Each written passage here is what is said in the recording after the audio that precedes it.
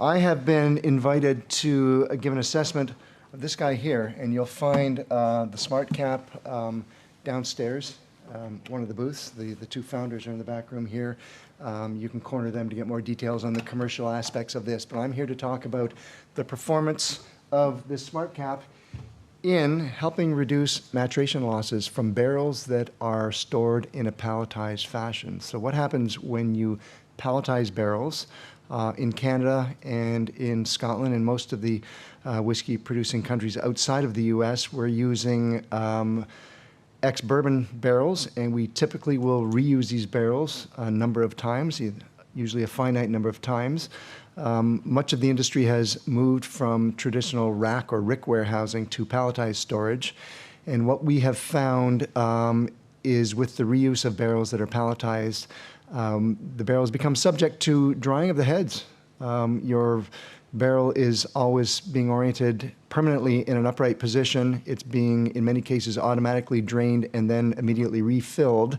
In some cases, never actually re-wetting the barrel head. So the barrel head will dry out with time and potentially can stay dry. You get shrinking of the barrel head.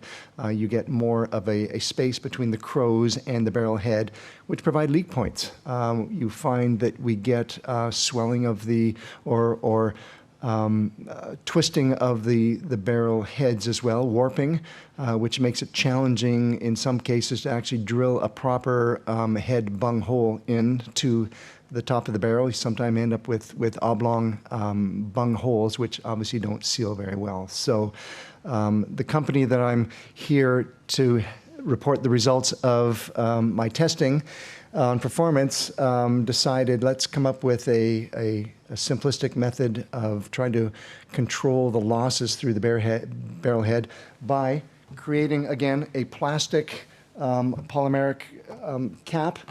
It does come with a removable center cap that allows access to the center bung. It was lost in transit, so thank you, DHL, for allowing us to show you a somewhat leaky barrel head. More on this in a second. So my name again, Steve Wright. I'm an independent consultant from Southwestern Ontario. I was asked, my business partner, also a consultant from Southwestern Ontario, Dan DeMarco, was asked to evaluate the performance of this cap on reducing emissions and losses. So let's start off here. The company has been developing this really for 5 years now. And again, we were asked to design experiments to test the performance of this cap on helping reduce losses. So high density polyethylene cap. It does have an elastic monomer seal around the lip of the wall that actually swells when it's exposed to ethanol vapor, and it will provide a very snug fit just below the top hoop of the barrel. So it provides a very good seal. The elastomer is made in 3 different thicknesses to account for variations in the size or the diameter of the barrel head itself. So whether you're using a very ancient 185-liter barrel or one of the more modern 200-liter barrels, there are somewhat slight size differences in the diameter, and this accommodates those differences. So we set up a very simple test protocol to evaluate the impact of the cap on reducing warehousing or maturation losses. Simply, we have a control set of barrels that were uncapped. We have a test set that was capped with the barrels. We then stored them in traditional palletized configurations in various warehouses. We conducted 2 trials. The first trial, as you can see, the whiskey had already been filled into an assortment of barrels, majority 200-liter conventional bourbon casks, with as much as 20 to 25% of the older, slightly smaller casks, 185 liters.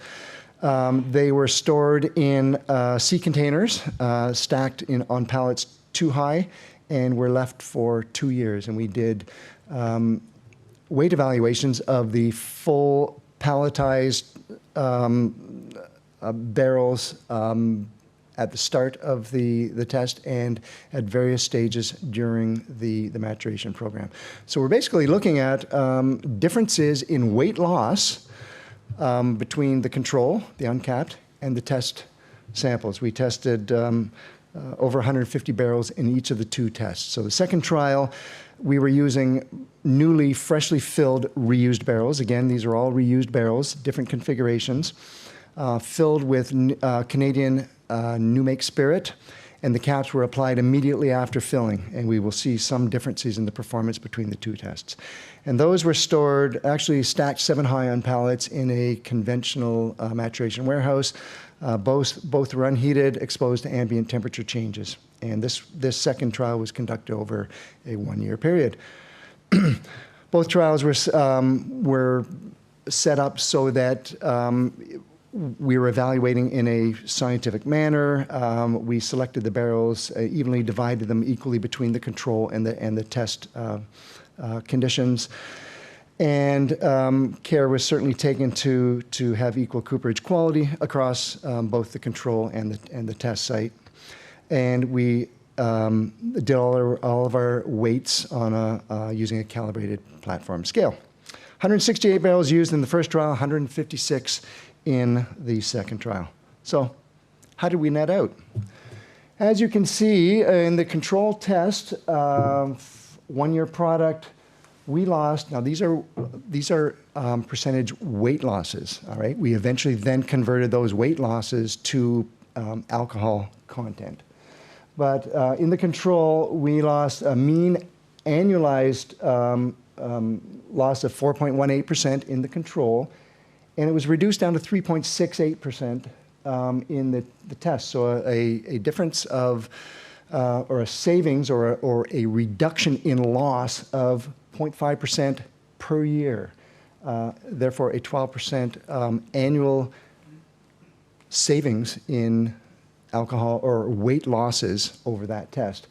It gets more interesting on the 1-year test where we freshly filled the reused barrels, and as you can anticipate with a freshly filled barrel, we've got more looseness in the head, more potential for seepage, loss, evaporation around the crows, potentially around the bung head as well.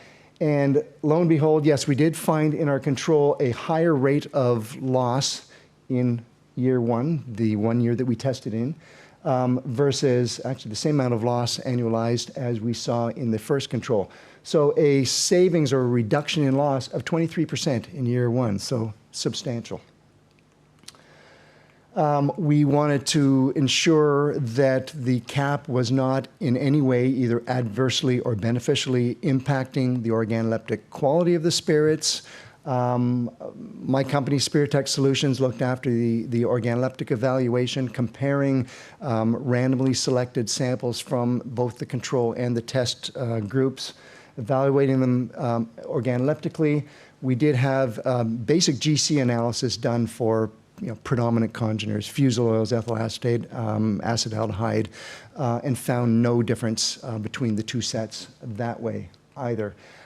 Also, we had a bit of a concern as to might there be some migration of plastics, the plasticizers, into the whiskey itself. So we did send out samples to a laboratory in the US, tested for BPA, we tested for 18 different phthalates as well, and we found no impact either organoleptically or any detectable levels of those plasticizers in the product. So that was gave us a lot of confidence as well. So handling and storage, one might expect we've got a plastic cap. Is that going to in any way affect the stability of these stacks? Here we've got them stacked 7 high, and we found by driving the empty barrels stacked on top of each other around with a forklift, there was no additional movement to this caused by the cap. So the conclusion was that the stacking was consistent and it was stable. No visible damage to the caps. One might anticipate under such a weight load of 7 pallets or 6 pallets stacked on top of the bottom that you might see some deformation or cracking of the caps, and we did not see that. A little bit of sloppy forklift driving did result in a little bit of damage to a couple of the caps by impact with a fork. You know who loses there. And those barrels were actually taken out of the study because they were could have wrongly impacted the results. So conclusions, we determined that yes, the cap does capture what would otherwise be lost to the environment through a leaky cap or a leaky barrel head. We would visibly, when removing the cap, see a lot of condensation of ethanol and water, liquid on the cap that would then be dripping onto the barrel head. We did see some evidence of a little bit of pooling in a couple of cases of alcohol that had evaporated, condensed, and dropped down. So we were convinced that yes, the cap was doing its job of effectively sealing the top of the barrel. Again, annual reduction in year one of the study, where we're now putting the barrel into a reused, or putting the whiskey into a reused barrel. First year, 23% savings.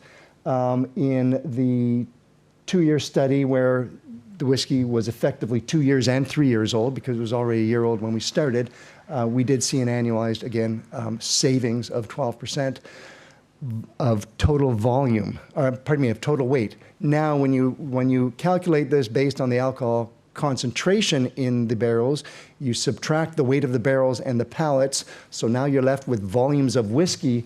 This equates to, with a barrel containing 143 liters absolute alcohol, we've got a 200-liter barrel here, for a 3-year maturation cycle, knowing that year one, the savings are going to be greater than subsequent years.